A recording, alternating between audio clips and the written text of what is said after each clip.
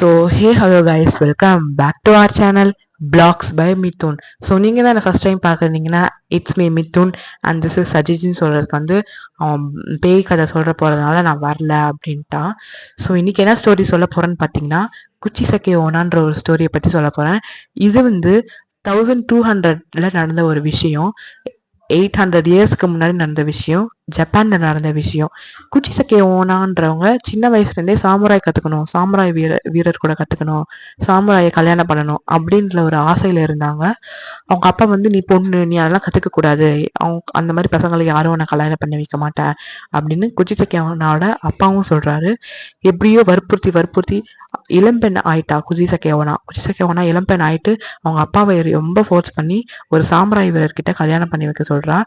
அவங்க வந்து சாமுராய் வீரர்கிட்டையும் கல்யாணம் பண்ணி கொடுத்துட்டாரு.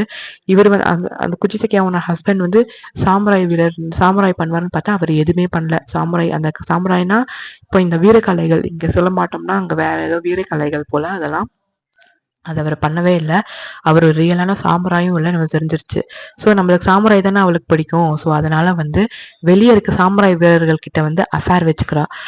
ரொம்ப நாள் அஃபேர் வச்சுக்கிட்டக்கப்புறம் அவங்க ஹஸ்பண்டுக்கு தெரிஞ்சிருச்சு, குச்சி சக்கே ஓனாவோட ஹஸ்பண்டுக்கு தெரிஞ்சிருச்சு இந்த மாதிரி அஃபேர் வச்சிருக்கான்னு. ஸோ அதனால அவங்க ஹஸ்பண்ட் வந்து அவளை ஒரு ரூம்ல வச்சு கட்டி போட்டு இந்த இயர்லேருந்து இந்த இயர் வரைக்கும் கட் பண்ணி விட்டுட்டாரு. இந்த நடுவில் இந்த லிப்ஸை கூட அப்படியே கட் பண்ணி விட்டுட்டாரு. பார்க்கவே ரொம்ப விக்ரஸாக இருப்பா. அப்புறம் ஒரு 2 to 5-10 இயர்ஸ் வந்து அந்த ரூம்ல போட்டாங்க, தனி ரூம்லேயே அவங்க ஹஸ்பண்ட் போட்டாங்க. சாப்பாடு மட்டும் அந்த கீழே அந்த ஹோல்லேருந்து தருவாங்க. ஸோ இந்த மாதிரி நடந்துட்டு இருக்க அந்த இதில் இவரும் ஒரு நாள் போய் சாப்பாடு வைக்க போயிருக்காரு. அப்போ அவளே கதை உடச்சிட்டு வந்து அவளோட ஹஸ்பண்டை கொண்டுட்டக்கப்புறம் அவள் வெளி உலகத்துக்கு வந்துட்டா. அந்த வீட்டை விட்டு வந்துட்டு ஒரு நாள் ஒரு பையன் வந்து தனியாக நைட்டு சூப்பர் மார்க்கெட் போயிட்டு வந்துட்டு இருக்கான். அந்த பையன் கிட்ட போயிட்டு கூப்பிட்றா. அவன் போயிட்டு இருக்கானா, அவனோட ஷோல்டரை தட்டி கூப்பிட்றா. இந்த மாதிரி வந்து ஹாய் அப்படின்னு சொல்லிட்டு இது பண்ணுறா. அப்புறம் அவன் மாஸ்க் கயிட்டோன்னா அந்த பையன் பயந்துட்டான். இவன் வந்து என்ன கேட்டானா, நான் பார்க்க அழகா இருக்கனா இல்லையா அப்படின்னு கேட்டா. இவன் வந்து என்ன சொல்லுவான்னு அவங்களுக்கே தெரியும். ஃபர்ஸ்ட் நான் எக்ஸ்பிளைன் பண்ணிடுறேன். அழகா இப்போ சப்போஸ் அவள் வந்து எல்லாருக்கிட்டையும் அழகா இருக்குங்களா இல்லையான்னு தான் கேட்பா. சப்போஸ் அந்த பர்சன் வந்து அழகா இருக்காங்கன்னு சொன்னா அவள் நைட்டு போயிட்டு அவங்க ஃபாலோ பண்ணிட்டு நைட்டு போய் கொண்டுடுவா. அழகா இல்லைன்னு சொன்னா அதே இடத்துல அவங்க வாயை கட் பண்ணிடுவா அப்படின்னு அந்த மாதிரி. அப்புறம் இந்த பையன் வந்து இல்லை அப்படின்னு சொன்னோன்னே அவன் வாயையும் கட் பண்ணிட்டு அங்கேயே போட்டு ஜப்பான் ஃபுல்லாக சுற்றிட்டு இருக்கா.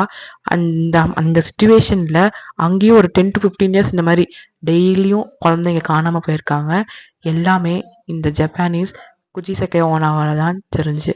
குச்சி சக்கே ஓனா கிட்ட நம்ம அப்போ என்னதான் சொல்றதுன்னு கேட்டிங்கன்னா, ஹோ வெயிட் அந்த மாதிரி சொன்னால் அவள் எதுவுமே பண்ண மாட்டான்ற மாதிரியும் சொல்கிறாங்க.